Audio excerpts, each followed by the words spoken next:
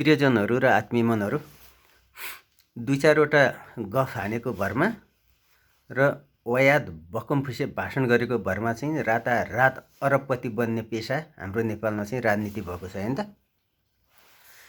त्यस्तै राजनीतिक पेसा गर्ने एउटा मान्छे, त्यो पहिला मन्त्री पनि भइसकेको रहेछ। अनि त्यसले चाहिँ आफ्नो भाषणमा यस्तो गफ दिएको कुरा छ कि नेपालीहरूको हैसियत जुत्ता चप्पल लगाउने थिएन। जब हाम्रो शासन व्यवस्था सुरु भयो, हामीले शासन गर्न सुरु गऱ्यौँ, हामी मन्त्री भएपछि नेपालीहरूले चाहिँ नि जुत्ता चप्पल लगाउन थाले। नत्र भने पहिला त खुट्टा फुटेको हुन्थ्यो, चर्किएको हुन्थ्यो, नाङ्गै खुट्टा हिँड्थे। अनि त्यस्तो अवस्थाका मान्छेहरूलाई अहिले जुत्ता चप्पल लगाउने हैसियत हामीले बनाइदिएका छौँ। अनि तपाईँहरूले विकास भएन भन्नुहुन्छ भनेर त्यसले चाहिँ भाषण दिएको रहेछ। त्यसको भाषण सुनेर हैन, पछि त्यसका चाहिँ नि गालामा तड्काएर त्यसको कानको जालीसाली फुट्ने गरेर हावा खुस्किने गरी दिनुपर्ने जस्तो रिस उठेको थियो मलाई चाहिँ। त्यसको कुरा मात्रै सुन्दाखेरि पनि त्यति रिस उठ्यो कि मलाई।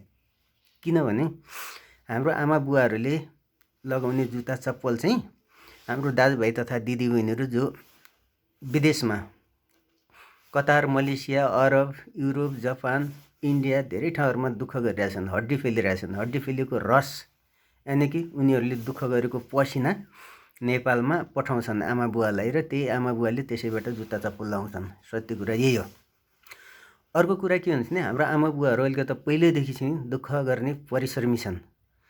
खेतीपाती गर्छन्, कृषि गर्छन्, उत्पादन गर्छन्, गाई पालन, बाख्रा पालन, कुखुरा पालन गरिरहेछन्। त्यसबाट पनि हाम्रो आमा बुवाहरूको चाहिँ नि दैनिक गुजारा चलिरहेछ। त्यो मुला चाहिँ मन्त्री भएर त्यो चाहिँ शासक बनेर चाहिँ हाम्रो आमा बुवाले लगाउन पाएको हो र भने।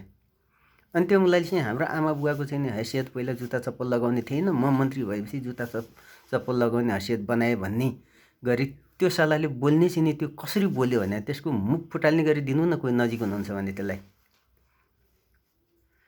है। त्यही भएर मेरो भनाइ के छ भने दुःख गर्छौँ, हामी मिहिनेत गर्छौँ, दुःख गरेरै आफ्नो जीवन गुजारा गरिरहेछौँ, त्यही गरेछौँ। तर हाम्रो चाहिँ दुःख गरेको ठाउँमा पनि कसैले खिसीठिउरी गर्ने, गिज्याउने काम नगरोस् भन्ने मेरो भनाइ हो कि। हामी कतिपय ठाउँमा चाहिँ दुःख गर्दा गर्दा घाइते हुन्छौँ। घाउमा चाहिँ कोट्याउने काम कसैले नगरोस् कि, चिलाइ लागेको ठाउँमा कौसो लगाउने काम कसैले नगरोस् कि, नभने होइन। हामी दुःख गर्छौँ, दुःख गरेर खानिदिनुपर्छ। अनावश्यक चाहिँ नि त्यो बोल्नु हुँदैन।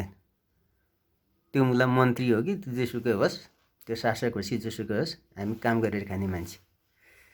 यो विचार के हस्। धन्यवाद, नमस्कार है।